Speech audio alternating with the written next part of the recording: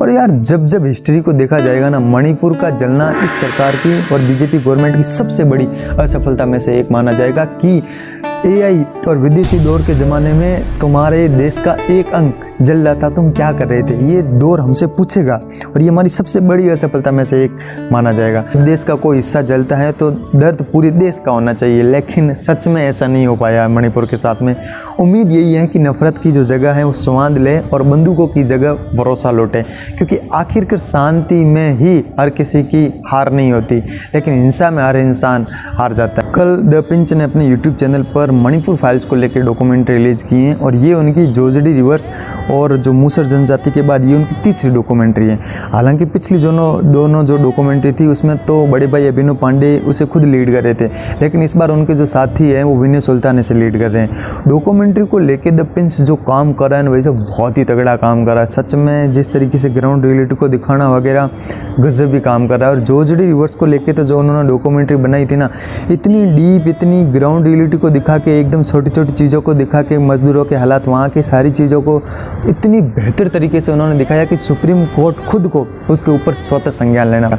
इस डॉक्यूमेंट्री जो 1 घंटा और 20 मिनट की है, इसमें इसको इन्होंने 4 पार्ट्स में डिवाइडेड किया है। जैसे कि पहले इन्होंने बताया कि कोर्ट है, र्यूमर्स और ट्रेजेडी किस तरीके से हुई, दूसरे में नागा कुकी हॉस्टेज क्राइसिस, तीसरे में कुकी नागा 200 सालों का क्लैश और फिर लास्ट में गन, ड्रग्स और गोल्डन ट्रायंगल बताया।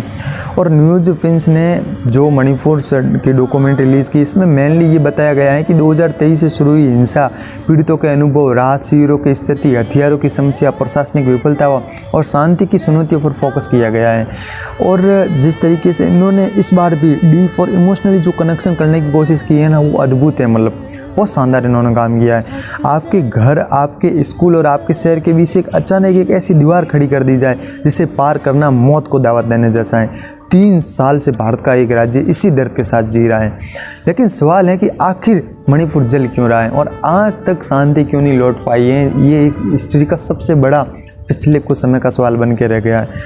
अब जानने की कोशिश करते हैं कि इसकी शुरुआत कहाँ से हुई थी। 3 मई 2023 की वो काली रात, जिसको इन्होंने डॉक्यूमेंट्री में भी बहुत डीपली तरीके से दिखाने की कोशिश की है। मैती समुदाय को एसटी का दर्जा देने की मांग के विरोध में आदिवासी संगठन थे, उन्होंने कैंडल निकालना शुरू कर दिया था।